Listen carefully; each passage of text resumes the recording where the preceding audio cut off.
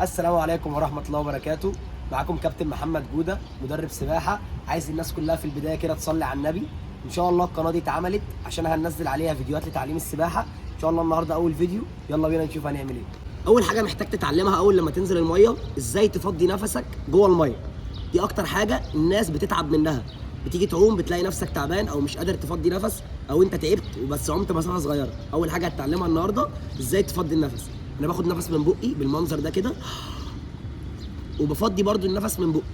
طب لو انت قدرت تفضي النفس من مناخيرك يبقى افضل. اتفرج معايا كده، انا اخد نفس اهو بالمنظر ده،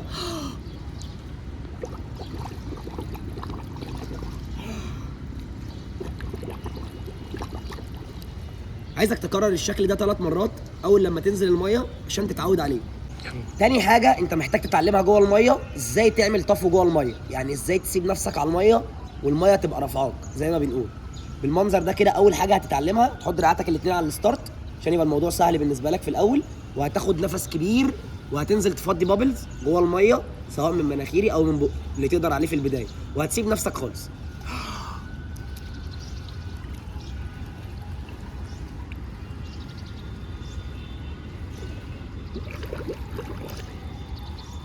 تاني شكل من اشكال الطفو انت محتاجه عشان تعوم هو ازاي تزق الحيطه وتعمل سوبر مان.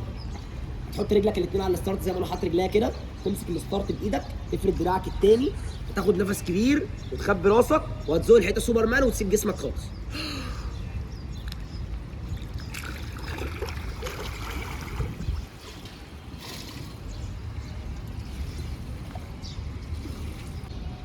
تاني حاجه انت محتاج تتعلمها ازاي تعمل ضربات رجلين جوه الميه.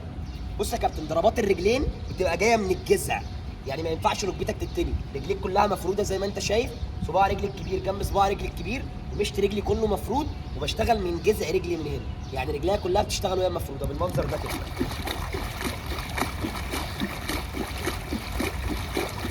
عايزك تجرب الشكل ده 3 مرات قبل ما تنزل. شكل تاني عايزك تعمله في ضربات الرجلين لما تنزل الميه وتجرب الشكل ده او تجرب التمرين ده 3 مرات عشان تتعود عليه. اخد نفس كبير وهمسك الستارت واخبي راسي جوه الميه وهفضي بابلز واعمل ضربات رجلين سريعه بالمنظر ده كده.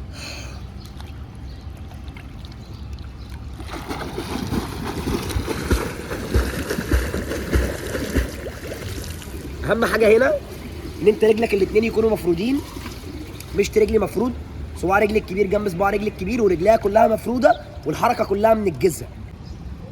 بعد كده بقى هندمج حركه السوبر مان اللي احنا لسه عاملينها مع حركه الرجلين. هتقف برده على الستارت زي ما انت واقف، تحط رجليك الاثنين على الحيطه، تمسك الستارت، تفرد ايدك، هتاخد نفس، تخبي راسك، هتزق الحيطه وتشتغل ضربات رجلين. يلا نشوف.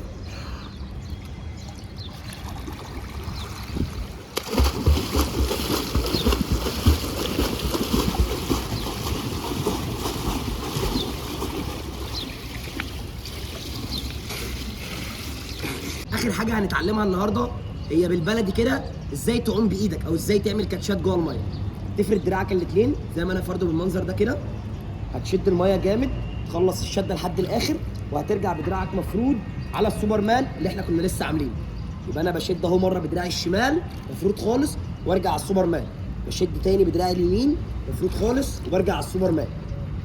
هندمج بقى الكاتشات ديت مع حركه الرجلين اللي احنا لسه عاملينها بالمنظر ده كده اهو. هتقف، هتاخد نفس، تخبي راسك، هتزور الحيطه سوبر مان، تعمل ضربات رجلين سريعه وتعمل معاها الكاتشات اللي احنا لسه عاملينها او تعمل معاها الدراعات اللي احنا لسه عاملينها.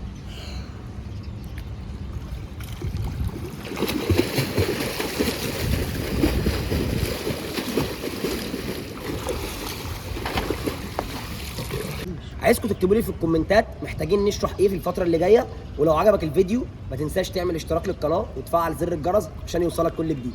سلام عليكم.